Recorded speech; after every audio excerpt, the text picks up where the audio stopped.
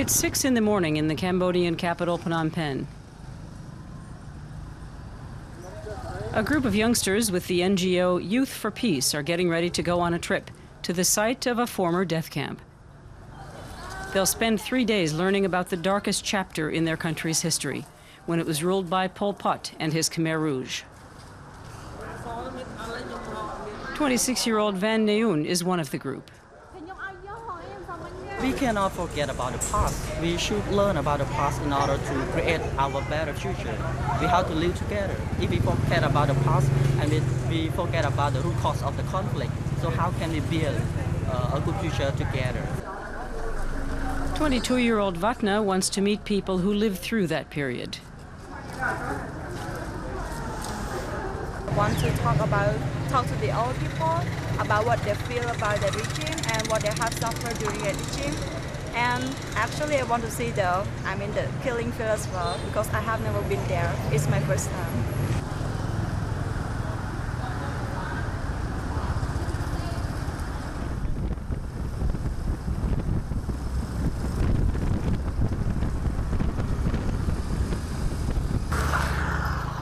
The Kreng Ta Chan death camp is 2 hours south of Phnom Penh.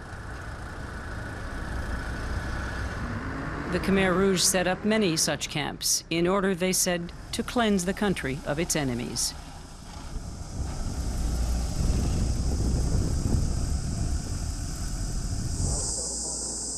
The youngsters are visiting a terrifying place. More than 10,000 people were tortured and murdered at Kreng Ta Chan.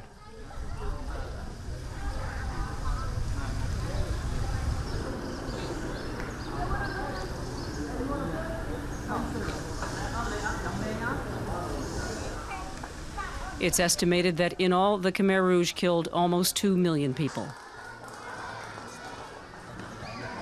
Van Neun and Vatna have also been affected by the genocide through their grandparents and parents.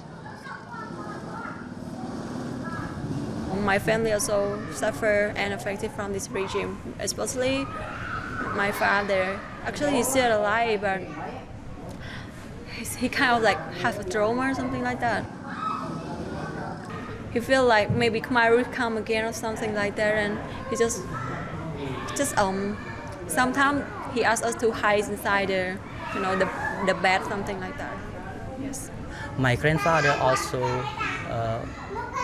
killed by Khmer Rouge as well. So I think that every family in Cambodia were suffering from that regime, and everyone. For me, I myself, I have to understand that. I have to learn about that.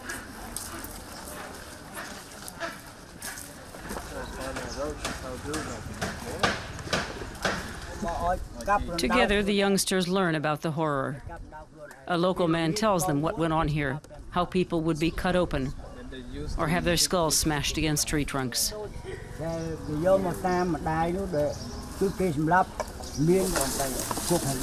Most members of the group had heard that the Khmer Rouge were guilty of atrocities, but still, the stories they hear are devastating.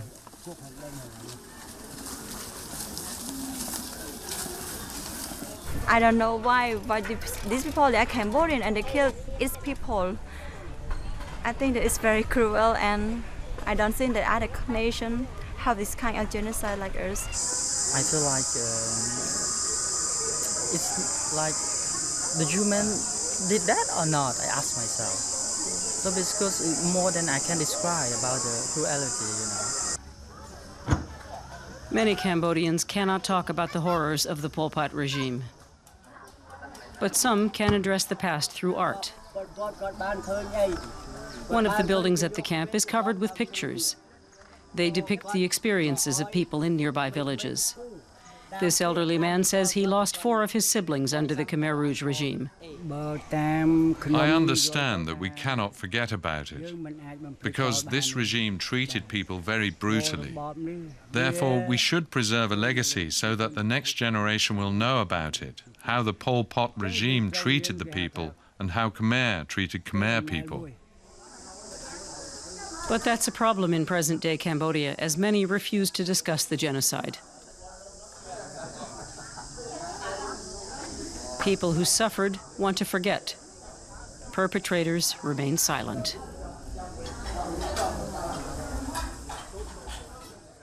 Vatna and the other youngsters prepare a religious ceremony. They want to commemorate the dead, together with local people, especially the elderly. And I used to talk to them, and they think that I don't want to share because it's enough. I have enough pain, so I don't want to talk with them anymore. They told me like that. So some of them want to forget about it.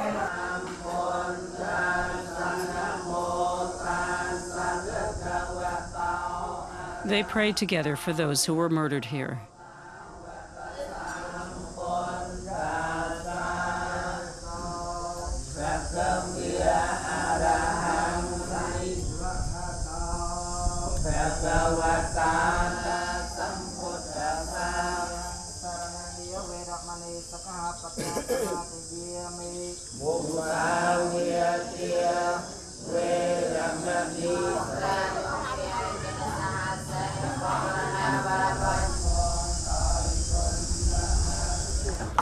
Few inmates of Kreng Ta Chan survived. 2 former prisoners come to meet the young visitors the following day, Soy Sen and Im Vanak. They talk about how they were tormented.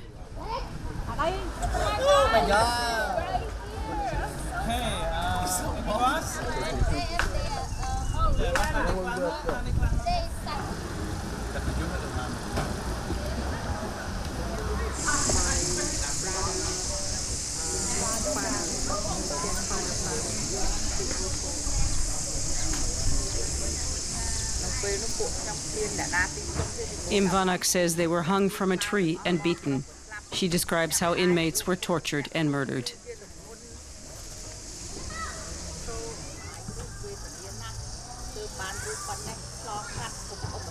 For the young Cambodians, it's hard to comprehend the scale of the brutality.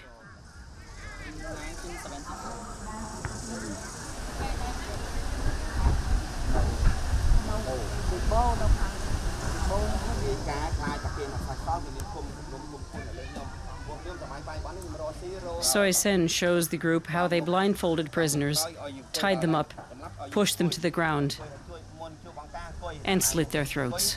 I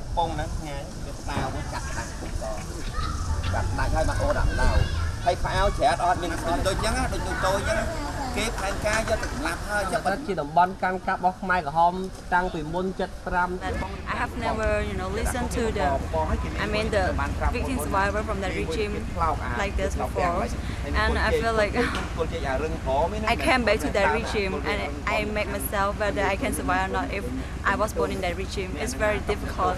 I'm very surprised to know new things today. Before I know not much story about that. I just know some brief about history, what happened, and I know that here is the former prison before, but I do not know the whole story about the torture, the suffering of the people here. 40 years after the Khmer Rouge seized power, Cambodians are still searching for a way to deal with the past. It can be tricky to talk about the crimes openly. Victims and perpetrators often live in close proximity.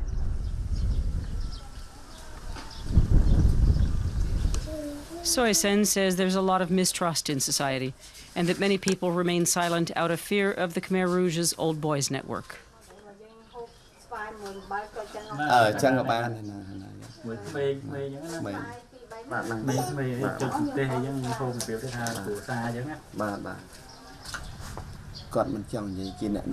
People fear that if they talk about the crimes, they will get into trouble with former perpetrators.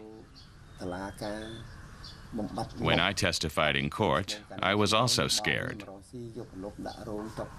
I thought they would kill me. Soy Sen tries to look to the future. He's building an addition to his house for his family. It's all finished except for the roof.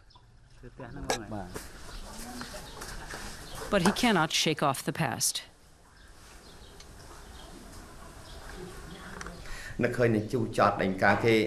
family is a source of great joy. But I cannot forget what happened. They hit me on the back of my head with their rifle butts. They seriously injured me. I can't just forget it.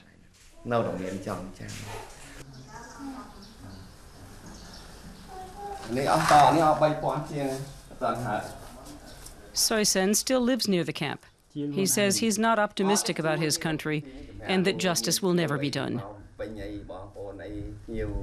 But he will continue to talk about what he went through. The crimes. But for other children, I don't know.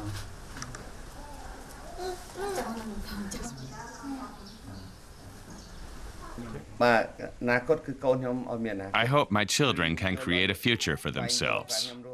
But they also have to understand the past, and I will tell them all about it.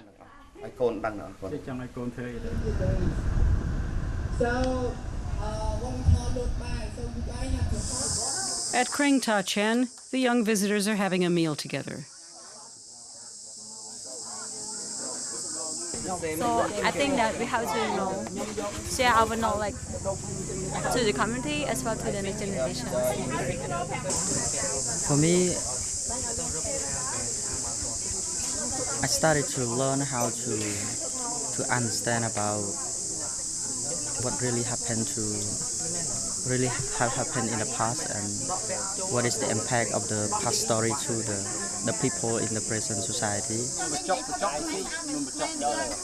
These young people may not have experienced the Pol Pot regime, but their families did. And for them, the nightmare lives on.